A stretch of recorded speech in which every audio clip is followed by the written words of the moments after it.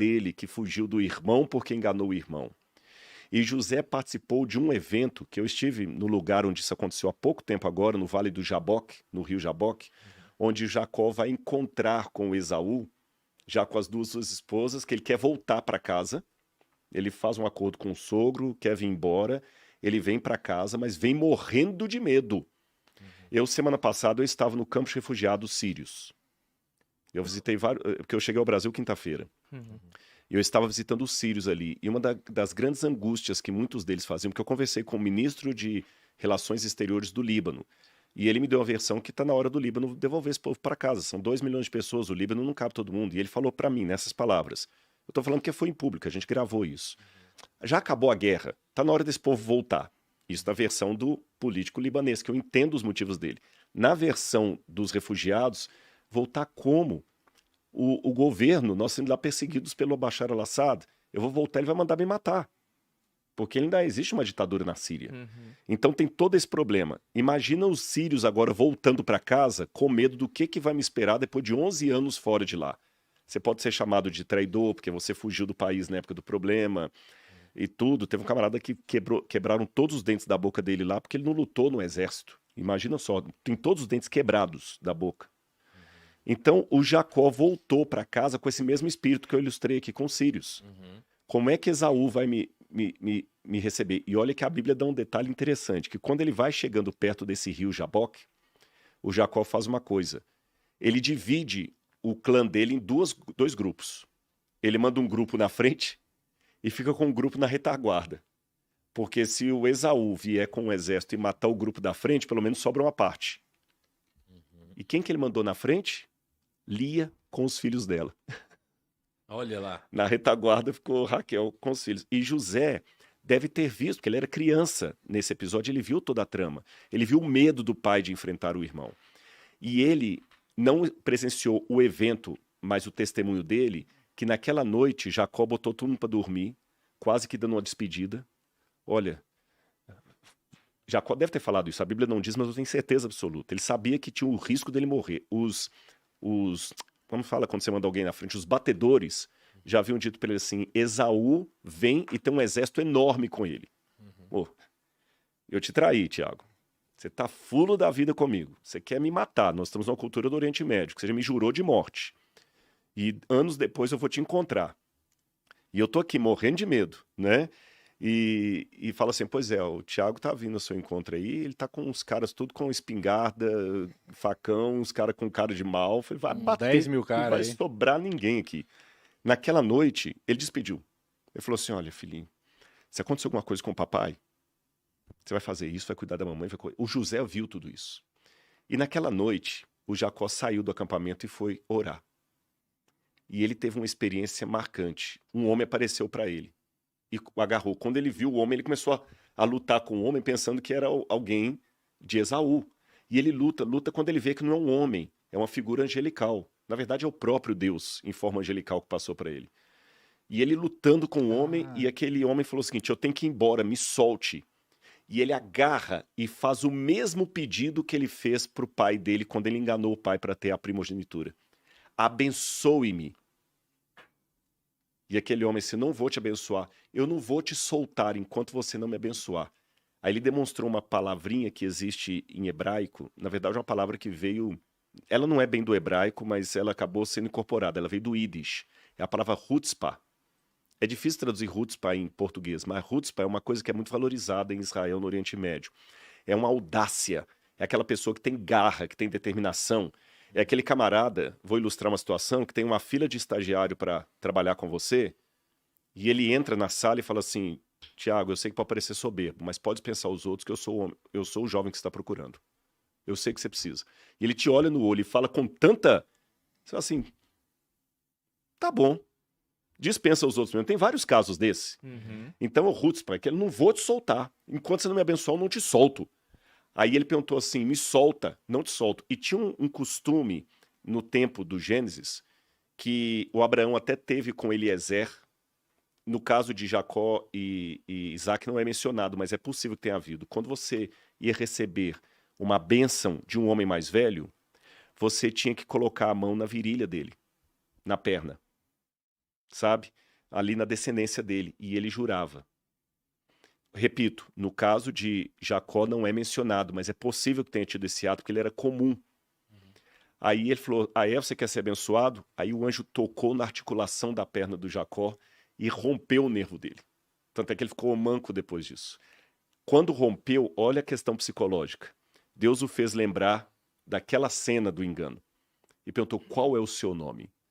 Quando o pai, lá atrás, que estava cego, perguntou, meu filho, qual é o seu nome? Ele falou, sou Esaú, pai.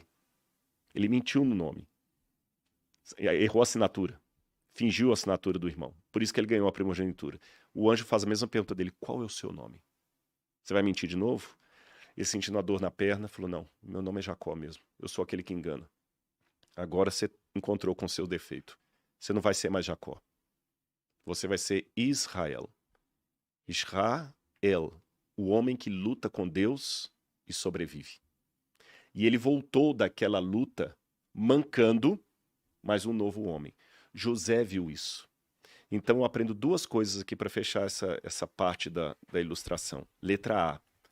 Em que pese a verdade que você deve conhecer as tendências emocionais da sua família, até para se autoconhecer, em que pese as heranças malditas que você teve dos seus ancestrais, você não é obrigado a ser um loser só porque o seu pai, o seu avô e o seu trisavô eram losers. Você tem a tendência, não a obrigação de ser. Tendência não é obrigação.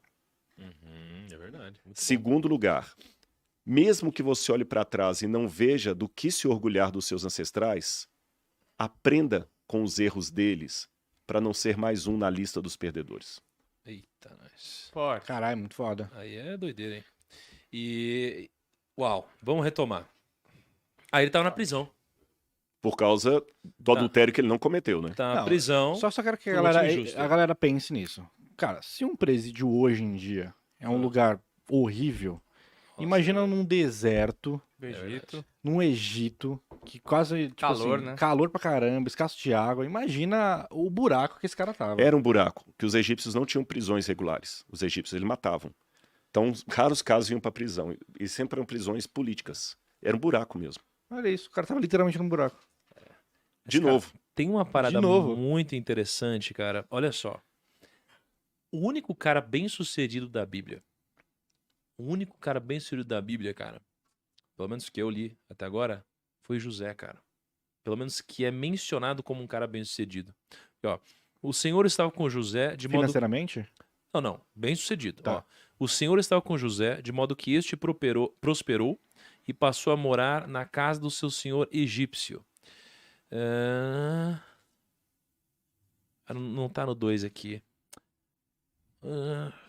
Mas eu acho que antes... Cara, tem alguma passagem aqui, acho que é no 39, cara, que diz que José, ele é bem sucedido em tudo que ele faz. Sim, Você eu lembra lembro que tá disso. aqui? Então, assim, o único lugar na Bíblia Vou que tá achar. escrito que alguém é bem sucedido é quando fala de José e quando ele tá na prisão. No 6 fala a questão que você perguntou que ele era de boa aparência.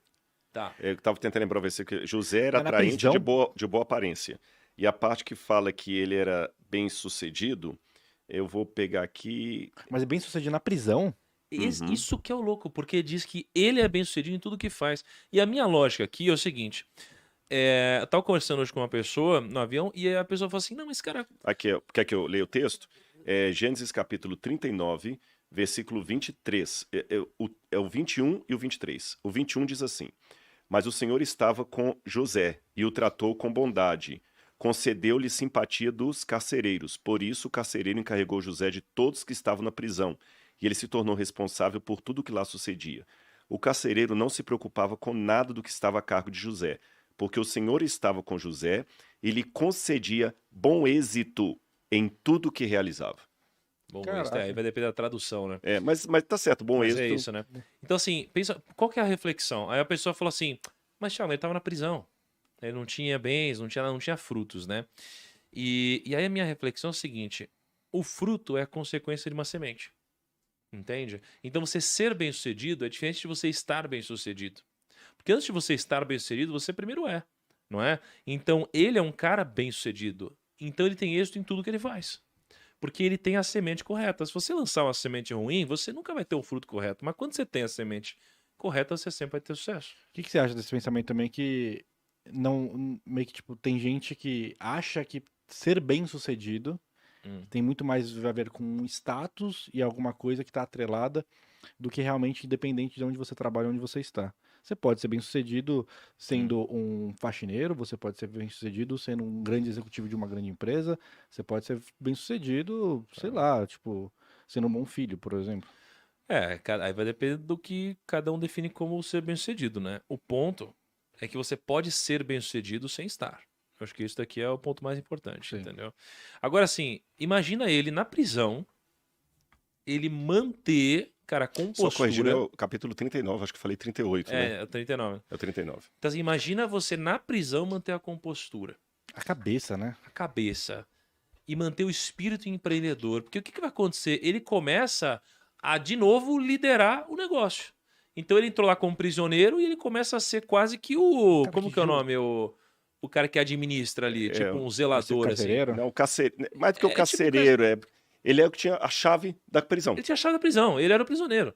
Então, assim, todo lugar que ele ia, ele prosperava. Então, ele era o filho lá da família, cara, ele começava a ser o querido, bonito, inteligente e tal. Aí os caras jogavam ele.